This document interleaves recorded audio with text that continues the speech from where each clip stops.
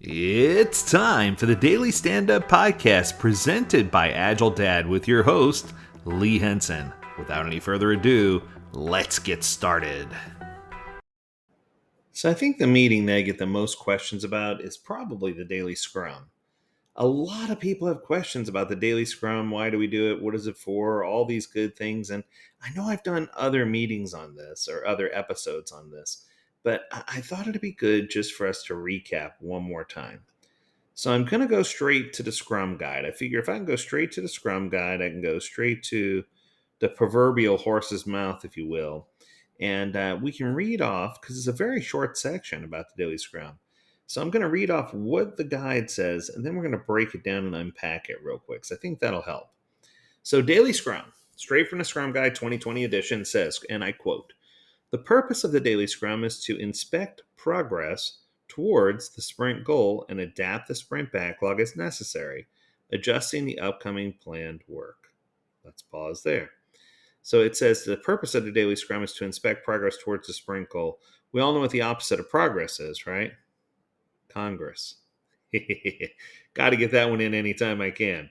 Anyway, I heard you all say regress. No, I was going for Congress. Anyway, so the purpose of the Daily Scrum, so this is giving you the purpose, is to inspect progress, which means to triage and ask open-ended questions, towards the sprint goal, which means you should have a sprint goal set, and adapt, pivot if necessary, the sprint backlog, adjusting the upcoming planned work. So your goal should be to absorb everything that's being done for that particular period, for that particular day, if you will. So if we're setting a daily goal, which is what we should be doing, we're going to make sure that we're working towards that sprint goal, the daily sprint goal. If you don't do a daily goal, you can still have a goal for the entire sprint, and you want to make sure that every day you're making progress toward that goal. Okay, so far so good. It goes on to say you adjust the unplanned work as needed. Now, this is something I thought interesting. So, for the longest time, the Scrum Guide and other documentation says that you should never add work into a sprint. That you can take work out, but you should never add new work in.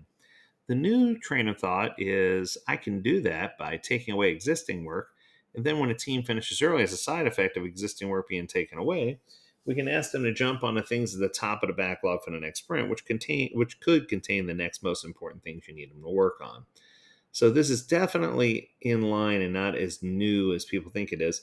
Just because you start work on an item in the next sprint doesn't mean you need to pull it into the sprint. Give people credit for the finish for the piece they finish, and then let them take the work naturally over to their workshops, if you will. Okay, their work areas, right? Let's continue. It says the Daily Scrum is a 15-minute event for the developers of the Scrum team. To reduce complexity, it is held at the same time and same place every working day of the sprint. If the product owner or Scrum Master are actively working on items in the sprint backlog, they participate as developers. Okay, so there's another question answered. So if the product owner or the Scrum Master has items in the backlog that they are working on, then guess what? They participate, and that's all good. If they don't have any items in the backlog, they are not there to be the master of ceremonies or the cheerleader, for the rest of the team at that point. This is where the team should be able to get in, get information, and get out, right? Okay. So I go on and I add this, that I believe it should be a daily meeting of 30 seconds per person, not to exceed 15 minutes. And if you have something to say that's going to take longer than 30 seconds, it's safe to take those things offline. So the developers can select whatever structure or technique they want to achieve this meeting, as long as their daily Scrum focuses on progress toward the sprint goal and produces an actionable plan for their next day of work. Makes total sense. No additional explanation necessary there. This creates focus and improves self-management. I love they brought this in here, the whole concept of autonomy and self-management, because I think we all are capable of doing it, but I think we may not all do it. So it's one of those things where if we're not doing what makes us happy, find a way, find something you can do to make you happy. You don't ever want to wind up being in a situation where you're doing things just for the sake of doing them and not doing things because they mean something to you, right? Everything you do should be meaningful and should work towards a common goal. All right, let's continue. It says the developers can select whatever structure techniques they want as long as their daily scrum focuses on progress towards the sprint goal and produces the actionable plan for the next day of work. This creates the focus and self-management we were talking about, improve self-management. Daily scrums improve communication, help identify impediments, promote quick decision-making, and consequently eliminate the need for other meetings. So I want to point out something they said here. Notice it didn't say that resolve impediments. It didn't say you should or shouldn't resolve impediments, but it did say it should eliminate the need for other meetings. One of the things I see that happens a lot in the daily scrum is people say, oh, let's take that offline, or let's talk about it later, or let's have another meeting right after this one. And I see a lot of meetings being created, but I never see meetings getting depleted.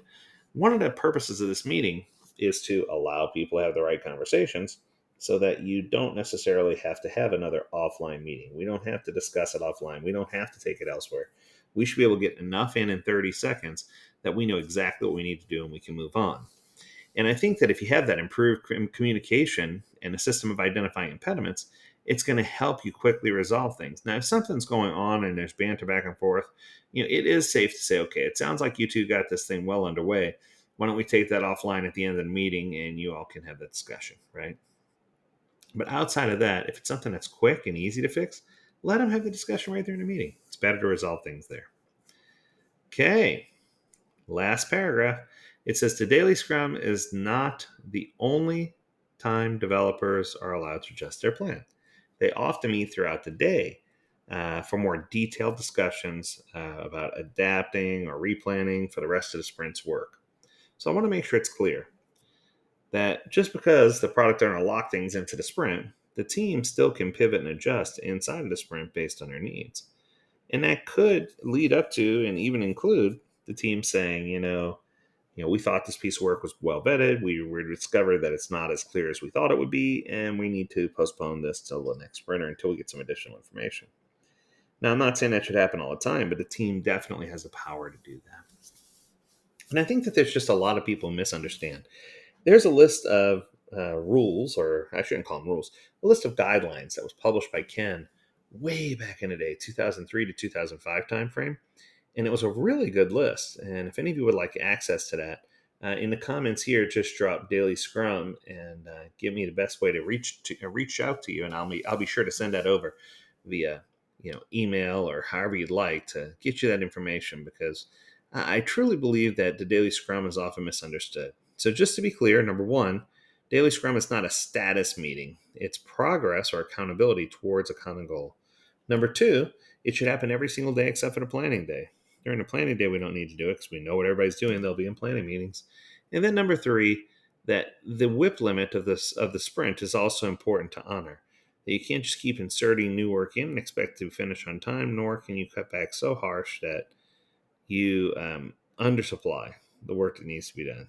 So I think it's important for us to take all those things in. And I think that if you just respect the Daily Scrum for what it is, that you're going to have much better meetings, that everything's going to flow your way, and it's going to go faster, and it's going to be enjoyable, and a team's going to get the most value out of it. That's going to do it for this episode. If you have a topic you want us to discover or discuss, learn more at agiledad.com. We would love to hear from you. And as always, we encourage you to stay healthy, stay well, and stay agile, my friends. Until next time, do take care.